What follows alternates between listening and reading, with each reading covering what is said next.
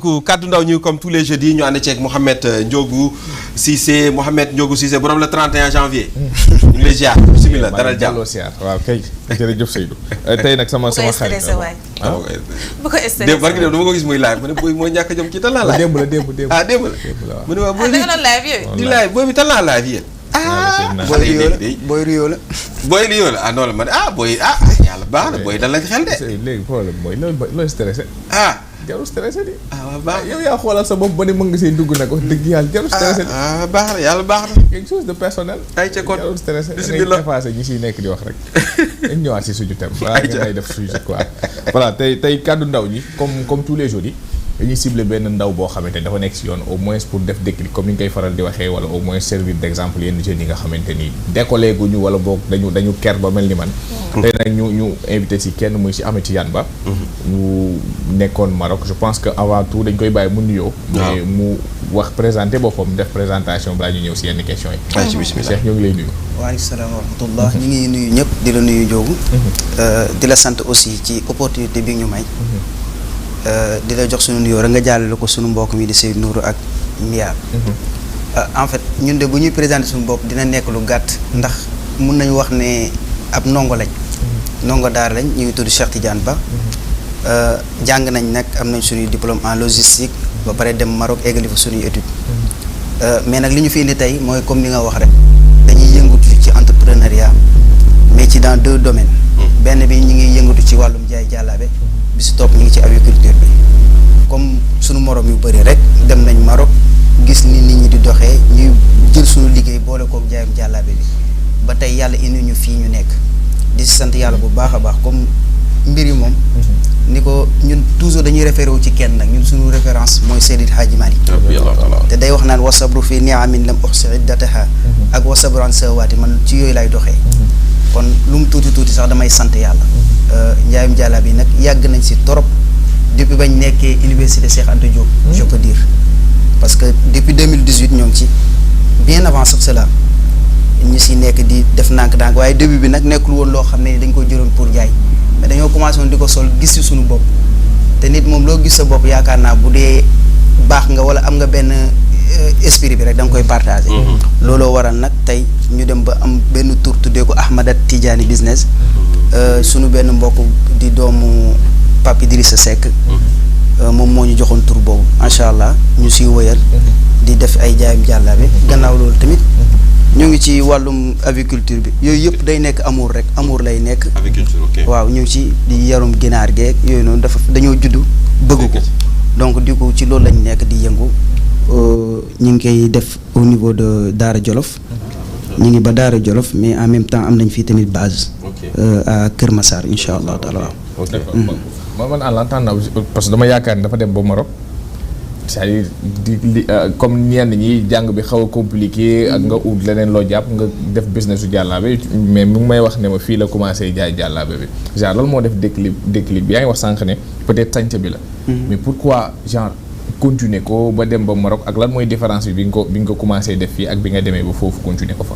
waaw man mun naa wax ne exemple xam nga tey boo nekkee ndongo daara man sama début nekkul woon sax jaay jàllaabe je peux dire ba ma nekkee université dama doon jàng mais en même temps dama doon jaayaale yére yi ñuy jaay ci bunt bi dama ko doon jël di ko dugal di jaay ci biir ci la ma demee ba affaire arrivé may jaar Colobane ba mu yàgg ma gis ñuy jaay jàllaabe ma jël jàllaabe di ko jaay fii au Sénégal yàlla def ma demaat ba amaat bourse encore dem Maroc ba ma demee Maroc tamit di nuyuwaale sunu mbokk yi fa nekk muy asaabul wasifa ma dugg seen biir commencé fa sol jàllaabe yàlla rek ma doy seede waaye demoon naa ba si biir entreprise bi ma doon liggéeyee chaque vendredi dama daan sol sama jàllaabe nit ñi ne dañoo demoon ba dañ ma si remarqué woon ba dama fexe ba ñu bëree bëri dañ ma si doon toppandoo maa ngi leen di nuyu muy benn entreprise espagnole bu fa nekk maa ngi leen di nuyu ñoom ñëpp sama gars yaa ngi fa. ci laa demee nag di ko sol su ma ko solee gars yi ne ma apprécier. ma toog ba mu yàgg ma ne pourquoi pas ma jaay ko. nga jaay ko waaw. voilà ba ma demee ba gis ne gars yi bëgg nañ ko ma commencé ko indi sama mbokk yi nga xam ne ñooy asaabul wasifa nag ñu jàpp si bu baax a baax a baax a baax gis ne maa ngi siy yëngu samedi ak dimanche yi su ma liggéeyul maa ngi marché dama daan dem ba nit ñi di ma yërëm dama yow xanaa doo noppalu mais man moom sama gëm-gëm mooy su ma tëddee laay sonn mais su ma jugee moom dootuma amati coono. mu ngi noonu. waaw léegi jaay bi en fait nu muy demee diggante Maroc Sénégal à travers ay GP ngay def wala da nga am boutique boo xamante ni dafa installé wu fii Sénégal comment ça se passe Maroc ba Sénégal jaay bi. waaw Maroc ba Sénégal léegi moom boo seetloo bëri na ñu koy def sax.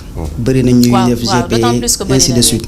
mais man moom dama am sama particularité en fait man li may def mooy que ne lu si ëpp voyagé naa pas presque 5 à 6 fois entre Maroc Sénégal. su may ñëw laay indi sama bagage même ba ma fay nekk tamit dama am ñoo xam ne dama leen teg fii am naa si ay xarit kenn ki sa xarit Sidi Ahmed maa ngi koy nuyu.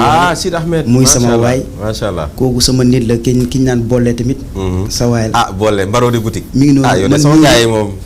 macha allah ak Seydi Hadj Malick bi nekk bitigu El Hadj Malick bi nekk fii Kër Baye Idriss Seck. ok man ñooy samay nit. wax dëgg yàlla ñooñu tamit dañ maa jàppale bu baax a baax maa ñoom ñooy liggéey. maa ngi ñoom ñooy liggéey liggéeyu taalibe nag. dafa nekk liggéeyu taalibe parce que tey dama mus a seetaan benn film ay chinois lañ. mais c'était traduit en arabe. mu ne at-taajiru naajix yabxas naas xabla an yabxasal maal man ci loolu laa basé wu. mu ne commerçant bu bëggee réussir dëgg. day wut nit ñi ba pare door wut alal. wallaahi dëgg la. man ci loolu laa basé wu fexe ba am nit ñi. ba pare door a jàll ci leen mais bien avant sax nit ñi moom du question de jàllaabe moom a booleeg ñoom. bu dee jàllaabe bi dafay am ñu mu fi téye. parce que tamit nit da nga koy jox jaay ko qualité mu gis ko. après mu recommandé waat. noonu rek lay demee te tamit ñun suñu njaay moom nekkuñu ñu si nekk di dëgëral ak leneen. macha allah li ñu objectif bi ñu am daal ci wàllum jàllaabe mooy leen. lépp luñ gis suñ kilifa yi di ko sol. waxuñu ñu sol la ñu mel de. mais ñu jege leen parce que tamit Seydi Hadj Malick moo waxoon ne moom dafa bëggoon taalibeem ak ay doomam kenn du leen xàmmee. léegi nag jàllaabe boo xoolee ba xool seetlu nañ ne ñun mbokk nekkuñu ñu siy glorifié en fait. mais sant nañ ci yàlla bu baax ci niveau bi ñu koy yëkkati. alhamdulilah macha allah voilà. en tout cas je peux reconnaître que par rapport ak ñi ngi fi tudd muy Sidi Ahmed. donc moom jàllaaba qualité lay joxe yi ma joxoon daal macha allah boole aussi joxoon na ma jàllaaba qualité macha allah moom je pense que moom laa soloon semaine bële. ma jàllaaba bu jaune bi ma soloon. donc boole moom ma ko joxoon Mbaro di boutique. ñaari jàmbaar lañ macha allah ñaari jàmbaar lañ ci kër gi. donc mais tamit nekk ay ndaw di liggéey macha allah. moo ngi noonu moi je vais revenir ci li nga xam ne mooy wàllum ginaar gi jolof tàng na de xanaa foofu wala fit ginaar yi tàngoor bi foofu moo gën a climat bi foofu mooy gën a baax pour yar ginaar est-ce que foofu du bëriwu risque trop. bon effectivement sama xel lay dem ci sama benn xarit nag Moussa Fédiour saa yi may wax ginaar foofu ma tooñ ko daa duggoon ci njaayam ginaar prix mu jënd 2000 cuuc la suite vous savez. yow doo tudd Mansour day jaay ginaar. non kii moom 2000 cuuc mu jëndoon. yëpp daan ba pare mu jënd ay congélateur toog di xaar ginaar yi maak ma ne ko congélateur yi xanaa ñu jaay ci glace rek. Seydou loolu moom dëgg la moom effectivement parce que ci genre zone yooyu noonu day métti pour nga yar fa. mais juste loo gis rek day laaj nga am def si étude bu ndaw. dëgg la lu mel ni Jolof tey mun nañ dire que ne moom mooy épicentre élevage. waaw effectivement. man sama xalaat bu gàtt. man looloo tax ma ne dama fay yóbbu li ñu naan poule d'ornement. am si sama gars yu bëri yu ma si jàppale nag. mais poule d'ornement mooy genre ginaar yi jóge yi ñuy importé ay turcu. ok ainsi de suite mooy brahman yi ñuy tuddee. brahman coussin voilà man yooyu laa fay yor. mais genre dañoo bëgg dem ba yëkkati niveau bi foofu parce que dafa wàcc. waaw te Jolof tey ku xam Jolof mën a pëlaa. ñuul naa nag ay pëlaa sama ay séeréer. mi ngi noonu. donc dañoo bëgg fexe ba yëkkatiwaat élevage wu. ginaar poule d'ornement au niveau du Jolof en fait. loolu moo tax ñu ne dañuy ñëw jugee Maroc ñëw toog fii bëgg ko am gëm-gëm bi nag. ok am gëm-gëm bi ñu si nekk di si sàkku ñaan bu baax a baax. mais Brahman man en fait j'ai toujours eu un problème avec yarum Brahman. parce que on sait que ni ginaar yee moom da ngay dugal bu màggee nga jaay après dugalaat mais. mais 45 jours. waaw Brahman moom. lan mooy kii nan lay kii nan ngeen ci amee koom-koom parce que Brahman yi moom au temps xaw ma tuba léegi mais au temps da nga naan gis Brahman yu ngand ñu ne laan lii lay jar mu am ay prix surtout séq yi. dëgg la. ni ñu leen di waxee sax géniteur. xaw ma géniteur ah yow daa mel ni éleveur. non amoon naa sax benn copain daf ci yoroon benn bu ñu tuddee woon ko Elie Diagne ginaar boobu da daan wër rek ginaar boobu kër yëpp dem na fa dañ ko daan loué xaw ma. Mbadou waa gis nga mi ngi noonu rek xam nga tey élevage boo si gis. day am côté boo xam ne c'est lucratif en fait. mais côté bi ëpp doole man ci man. ak ci ñu bëri ñiy def pour d'ornement mooy amour bi. passion waay. ils sont passionnés dañ ko bëgg di ko def mais n'empêche nag. am na côté boo xam ne c'est très très lucratif en fait. ok xam nga tey ñi ñaa ngi yar ay comment dirais-je poulet de chair yi nii d'ici par 45 jours nga gagné dara. waaw mais ñun da ngay gis koo xam ne day jënd nen benn nen da koy jëndee à 6 000 francs. waaw. man damay importer nen yoo xam ne nii lu mu tuuti tuuti day dépasser 6 000.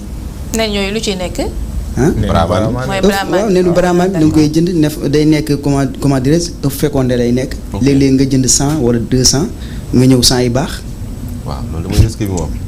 mais ngeen di jënd du ngeen ko jënd à l'état cuuj comme ni ñuy jëndee yeneen kii. am na ñuy jënd poussin importation bi day xaw a compliqué. day xaw a compliqué donc du coup noonu la ñuy def même ñun fii exactement nii ñi ngi jaay nen yoo xam ne lu mu tuuti tuuti dañ koy jaayee 4 000 5 000.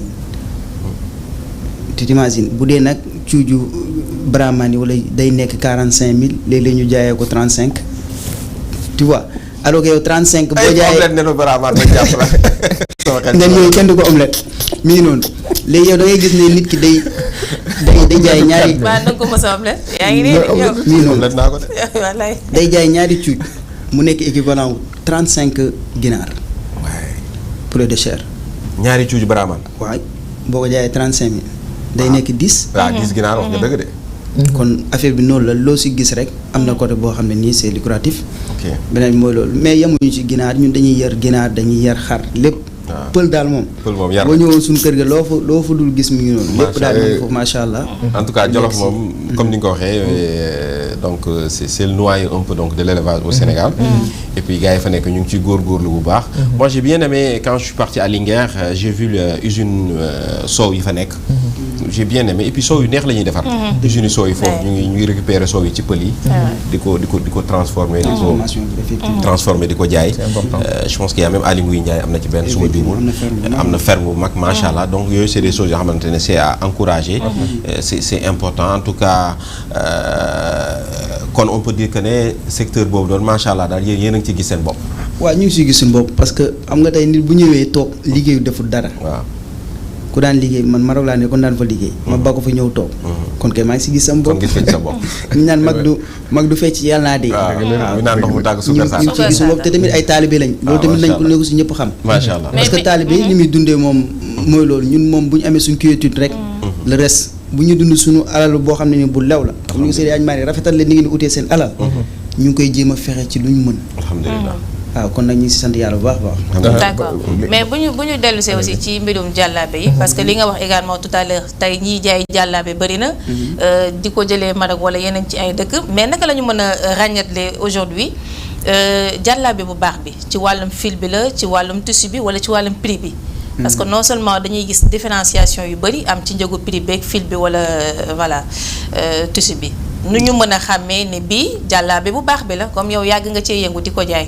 waaw Eva Mia loolu nga wax nag lu am solo la aussi lu am solo la parce que pour nga xàmmee jàllaabe dëgg yombut soit da nga koy toucher da nga koy laal day nekk tamit parfois day nekk ci broderie aussi day changer prix wu jàllaabe ci qualité bi kon day dépendre parfois ci tissu bi mais parfois day dépendre ci qualité bi aussi parce que léeg-léeg nga gis ñu bëri ñu wan la même photo jàllaabe bi ñii jaayee la ko 10 000 ñii jaayee la ko 15 000 mais en réalité du nekk benn léeg-léeg nga gis ñoo xam ne dañuy sol jàllaabe bu rafet waaye du qualité. waaw jàllaabe pour nga xam qualité bi day laaj nga laal ko. nga laal ko waaye. xam soit ni ko naari di waxee ndox bi en fait ndox lañ koy tuddee ñoom seen ndoxu kii bi ndoxu tissu bi. da siy bokk mais broderie aussi la plupart du temps moom mooy. comment dirais-je moom mooy distinguer entre ñaari jàllaabe parce que ñaari jàllaabe mën nañ bokk tissu mais buñ bokkul broderie prix bi day différent noonu lay demee en fait même ba ci jiital yi nit ñi di sol jiital yu bëri am na si jiital yu yomb boo ko xoolee day rafet mais n'empêche yeneen yi ñoo ko gën a nekk qualité. yow jàllaabe yi ngay non en général moom ça varie entre combien. man moom samay jàllaabe lu si ëpp ça varie entre 15 000 parfois am na yu 12 000 mais yi gën a tuuti 12 000 ba 35 000 la. d'accord waaw am na ay jàllaabe yoo xam ne benn jàllaabe kese day jar 35 000. xam nga tey loolu problème boobu tamit am nañ ko. parce que tey fii Sénégal tàmmuñu jënd jàllaabe sax boo woowee 15000 sax dañ naan la waaw dafa cher alors que yow tey man sama jàllaabe bi ma njëkk demee bi ma mujjee demee Fès ziar Fès boobu maa ngi ko jëndee 24000 biir Maroc fii am na ñoo xam ne boo ma fexee jàllaabe 24 duñ ko gëm te nag dañuy xool jàllaabe macha allah yi Serigne Habib bi sol wala yi Serigne Moustapha di sol ñu bëgg la commandé yooyu di la si fay ay 15000 ak lu kenn xamul jàllaabe léeg-léeg day dem ba 90000 benn jàllaabe day dem ba 90000 200 000 sax waaw di si nuyu sama benn Serigne royal yi yi muy sol ok laajal Cheikh Diagne même professeur parfois ma gis ko mu kii si benn am na bu ma si mosoon mais bon so le fait que ñu wax le prix bi da nga naan c'est excessif. effectivement mais boo demee mais boo ko làmbee comme ni Maria ki ko sol bu rombee da ngay xam ne kii voilà. xam ne kii qualité la sol. te dafa neex jàllaabe li si gën a neex mooy yow jàllaabe mun nga koy yor ni ngay solee bokkul ak ni ko comment dirais yeneen yëre yi. waxuma nag pour daane personnalité bi muy def ci nit. parce que par exemple yow boo solee toog kii sol toog. c'est vrai que ñaar yëpp rafet na mais tey mais jàllaabe personnalité bi muy def ci ah ouais c'est excellent. am na te léegi sax nit ñi dañ siy indi beneen touche bu rafet. ñu mel ni Moulay Pedre ak sa démb rek gis naa la xaw ma barki démb. maa ngi gis kii bi. ni gars yi di solee jàllaabe léegi jël chemise dugal ko ci biir. génne ko. boo demee biir Maroc léegi ñoom macha allah ñoom Maxtaar Québec.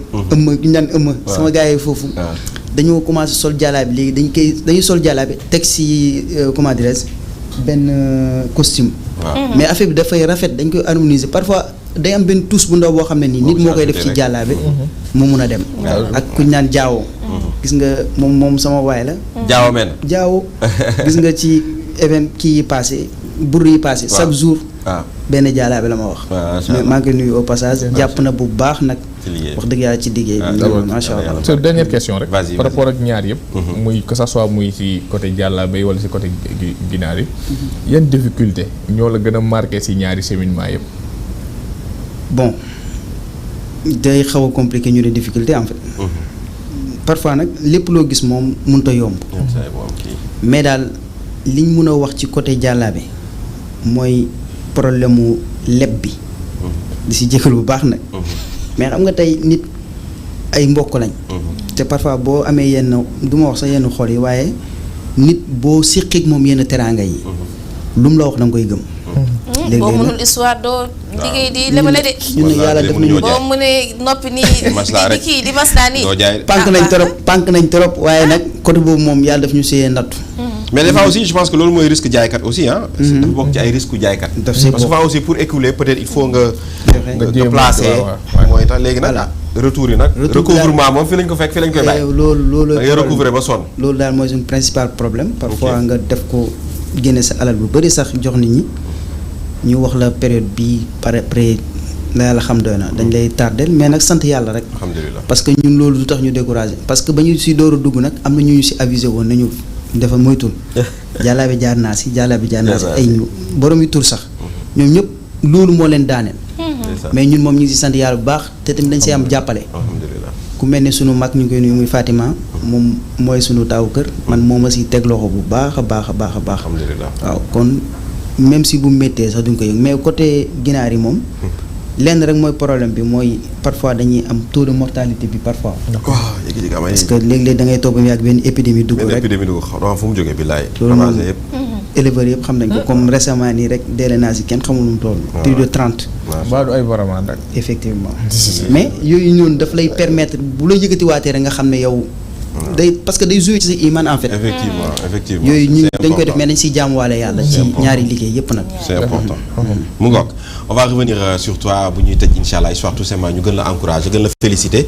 et puis noonu la liggéey boo gis dina am yenn saa ay gàllankoor. mais li ëpp solo rek mooy nga gëm ko avancer ci et puis voilà mu ngoog il est 10h passé exactement de 47 minutes fii ci Malika TV seen émission Salam mooy wëg yéen comme tous les matins ñu ci ànd ak yéen tey le jeudi dernière donc émission bu semaine bi ñu ci ànd ak yéen on va tout de suite ñu dem ànd ak Mariama Traoré comme tous les jeudis xam ngeen 7 minutes santé daf ñu koy indil ci wàllu wér-gu-yaram tey nag ñu fas yéene waxtaanee sedd bi ak yu ni mel léegi lay nekk ànd ceeg Mariama.